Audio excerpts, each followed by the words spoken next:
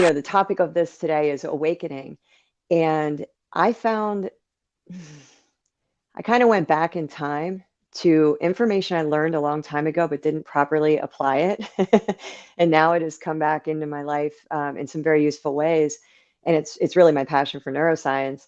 And sitting around talking with girlfriends, and there's this really big push right now for manifesting and getting in your head and saying, okay, here are my beliefs and affirmations and things.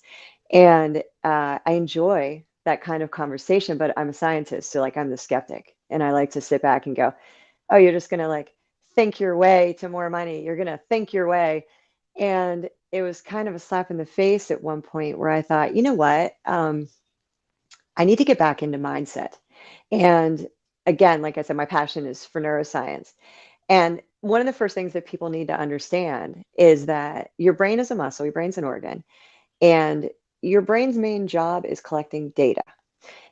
And just like you would go to the gym and strengthen a muscle, the thoughts that you're putting in your head are strengthening your brain. And they're also directing your brain. And they're telling your brain of all this data that's coming in, you are receiving massive quantities of data that you can't possibly consciously absorb. So your brain says, okay, well, give us some direction. Let us know what data to absorb. And that comes from your thoughts, what you're thinking. So your brain itself, it's amazing. Don't get me wrong, but your brain's kind of stupid. People don't realize your brain doesn't know the difference between reality and non-reality. So it's going to believe whatever you tell it. And depending on how your inner dialogue goes, is really going to be showing up in the outcomes of your life. So, for example, if you are always thinking to yourself, um, I'm a loser. I'm such a loser. Gosh, I'm such a loser. I'm such a loser. If this is your internal dialogue, your brain says, okay, loser, that's what we are. So, what your brain suddenly starts doing is saying, let's collect data to support what we're being told. So now in your life, you're not really paying attention so much to the successes that are happening, but your brain is really going to key into when things don't quite go your way. If you're somebody who says, I'm so unattractive. Oh, I was prettier. I wish I had more muscles. I wish, whatever the dialogue. Again, your brain is going to absolutely believe that, and it's going to collect data to support that. And another kind of extension of this, when we really get into the neuroscience, is neuroplasticity. And one of the most amazing and my favorite part about the brain is that we've got this circuitry in the brain. And we essentially have, I always liken it in my talks to sled riding in the snow. When you go down a path in the snow, the first time you go down that path, it may not be super smooth, but if you keep going down that path, it's going to get fast, it's going to be smooth, and it's going to be easy to ride. And your thoughts through the neuroplastic nature of the brain will do the same thing in your brain. If you're constantly thinking, I'm a loser, I'm a loser, I'm a loser, the brain creates a circuit. And it's really easy to slide down that sled pathway. And again, the faster that pathway or that neurocircuitry, the more data your brain's going to collect to support it.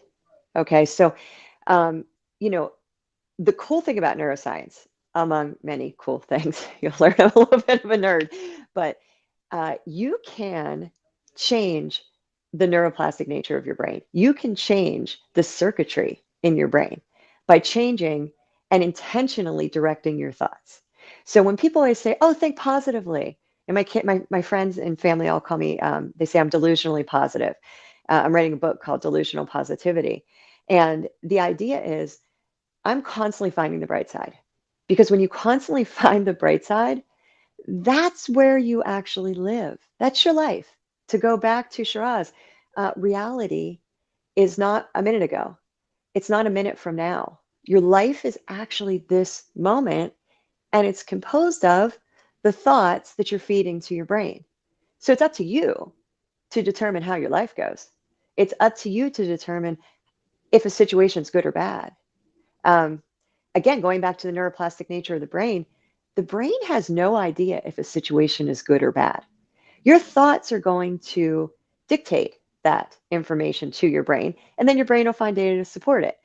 So, for example, if you're sitting in traffic, I don't think anybody really thinks about traffic as an incredibly positive situation. But if you sit in traffic, number one, there's nothing you can do about it, right? You don't have a helicopter, you're stuck. So being angry about the traffic isn't helping anything. Being anxious about it, the fact that you're going to be late, there's nothing you can do about it. Most of what we worry about, what is it? 90% of what we worry about, we don't have control over, and most of it won't happen anyway. But if you're sitting in traffic and you're perseverating over, oh, this is horrible. I'm miserable. I can't stand this. I hate traffic. Your brain is going to say, okay, well, you're unhappy. This is a terrible situation. So immediately your brain goes to your amygdala, and the amygdala says, okay, this is bad. Let's secrete cortisol. And now all of a sudden, we talk about the mind body connection. It's extremely real. And so now all of a sudden, you told your body this was bad. So your brain is going to tell the rest of your body, hey, we need to respond. This is bad. And you're going to secrete cortisol. And cortisol had some good purposes, and it still does. But the problem is we're constantly stressing ourselves out. We're constantly thinking, doom and gloom, and we're constantly getting the amygdala to fire that part of your brain to say cortisol, cortisol, cortisol, which is a neurotransmitter that is meant to really help us respond.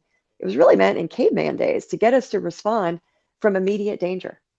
Traffic's not immediate danger. Okay. But we start signaling our body to give that type of response. And you do that over time, and it weakens your immune system. It wears you down physically. And it all started from your thoughts that you told your brain, it started from your mindset about a situation when you decided that it was bad.